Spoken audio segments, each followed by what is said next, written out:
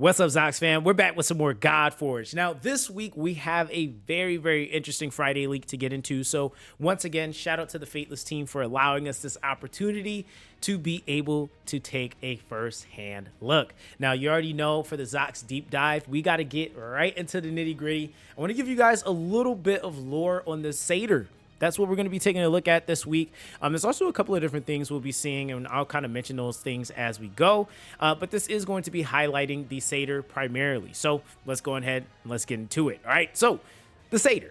Why is the Saytr an interesting character? Why are they important? Why do they matter? So for those of you guys that don't know, so this character here on the left is the Saytr. And what they're basically having here, from what it looks like, is they're comparing the Saytr to, it looks like the Minotaur, right? And they actually have two different variations. So it's the albino version, and it's a reference to the Poseidon bulls, which is really cool. So we're going to be seeing a lot of different entities or companions, I would even argue, to different gods. Now, who is the Saytr a companion to? Now, for those of you guys that don't know, there is a god, the god of wine, Dionysus, that is the, these are the companions to him, right? So if you read his lore, the satyrs are heavily mentioned. Now, the satyrs themselves are basically male spirits, according to their lore, and really just the original lore, because nowadays you'll probably see female satyrs and like all this different type of stuff, but the original lore was that satyrs were males. And they basically were predominantly known for being lovers of wine, dancing, music, and women. and I will let you guys do your own research on the woman part, because yeah, the lore on the satyrs is a little bit interesting. But I definitely think that satyrs is definitely a good indication, just for the types of, like, again, spirits and just companions that certain gods had due to like certain situations or circumstances they may have had. So the way that the satyrs were usually depicted was that they all, a lot of the times, typically had some sort of beast aspect to them. So they were, usually depicted with horse legs a lot of the times. I think that kind of evolved into more of depicting them with like goat legs, goat legs, etc. And then usually beast-like bodies with like humanesque face. But I kind of like the approach that Godforge took, because it's kind of giving me enemy vibes, right? So they kind of go, kind of got more of a like demented like goat face. So that's, what we're kind of dealing with here. And of course, when you're even just looking at the level of detail, you can obviously tell this is a combat-ridden or combat-ready satyr. This isn't like a satyr that's like, floating around drunken and, just singing songs and liking women. This is a satyr that probably has an axe or, something to throw at you, so it looks really good. Now, of course, with that too, they also go to show the Gilgamesh axe and the Hercules Hydra club on here as well. And I think that this is just kind of like giving us some references, for like weapon ratios, like the size ratioing, the hilts. You kind of see like the different blades, etc. So we're getting some more cool stuff here as well.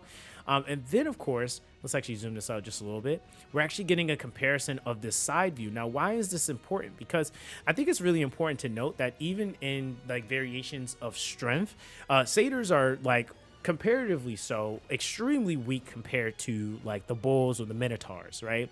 Now, again, with that being the case, you even can kind of see how like the muscle definition is slightly different. There is still some muscle definition, but it's still very different. And then of course you'll even see like the horns, which the bulls or the minotaurs look like they're more like ready to like, bash heads, where the satyrs look a little bit more like they're gonna probably eat you, right? Like I don't know. I mean, the bulls, hey, to be fair, they look like they'll eat you too, when we're talking about the minotaurs, but like, I mean, the satyrs just look like all they do is eat people. So yeah, that's that's a really interesting approach there. Now they also are showing us here the satyr with no armor. So we're probably going to have some different variations of this character, where we'll see him with armor, and that probably will be an indication of maybe strength level or, attack style. I see a lot of games do that. So it's always an easy way to give those indicators without having to make an entirely new character, right? And so we kind of get the, again, like even down to like seeing the back to the side ratios or even at a slight slant. It's kind of giving us a little bit of an idea of maybe even having ranks within the Saytrs.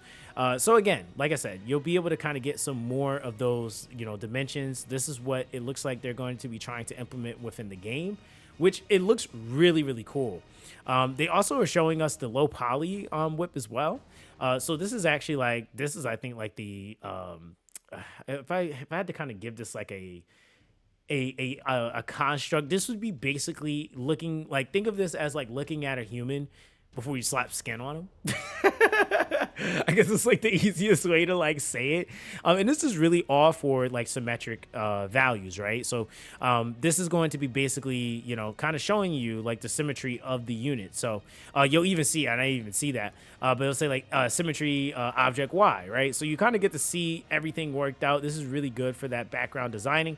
Again, I'm not a pro, but I do have some idea on like some of these things at least, right? So this is, I think, just like kind of a 2D reference before it's 3D rendered, right?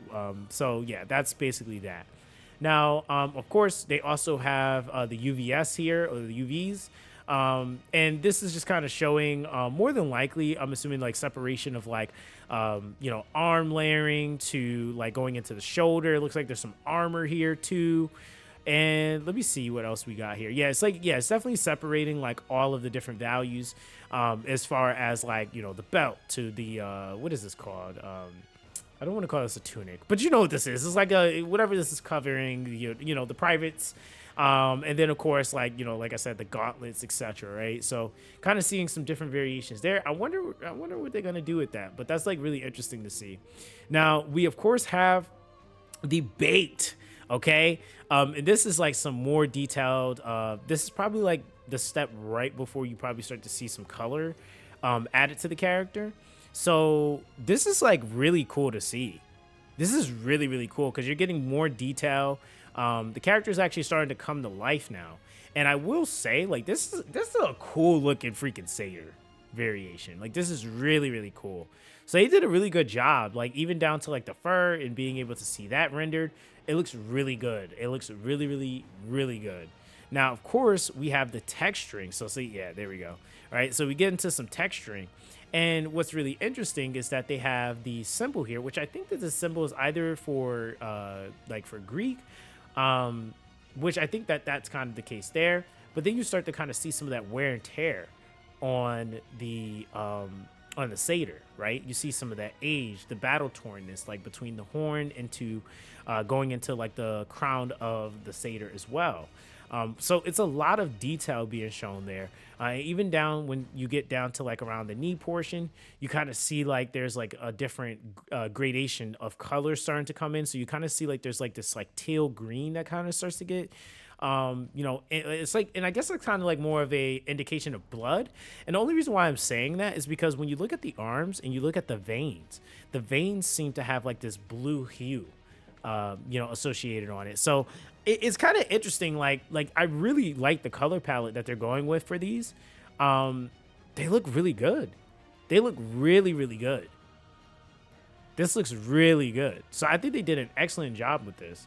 Now, of course, we have the finalized texturing, which here you can actually see that there's a little bit more blood splatter on this beast. So it's kind of showing again, it's a little bit more of an animalistic version of the Saytr. So I'm kind of interested how this is going to correlate to Dionysus, because again, these are originally his companions. Now, again, there's like definitely variations in that. Like, they're not all Saytrs are companions of him, but again, just as far as like the original, I don't know how deep or how much early in the story or the connection to gods that this variation of the Saytr is going to be.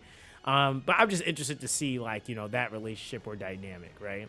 Now, of course, we also have it in game, it looks like. So this is actually the in-game screen. Oh, actually, here's the banner. Okay, so that's actually really cool. So we're seeing the Saytr in game. So you can kind of see all the different variations of the angles. And then, of course, with the background, it just makes it actually kind of come all together. So it actually feels like it's in the game, right? Like, that's really, really well done. So yeah, I'm like really excited to see like these units like actually have their playable animations and stuff like that, because I think that that's another thing. I feel like this is probably going to end up being like a rare, not like a high tier legendary or anything like that. But I think it is really cool to have the opportunity to actually see these things, because these are just some of the things that we're going to be looking forward to when the game is actually, like play testable, and, by the time the game gets to its official release. So that's basically going to be that with this one.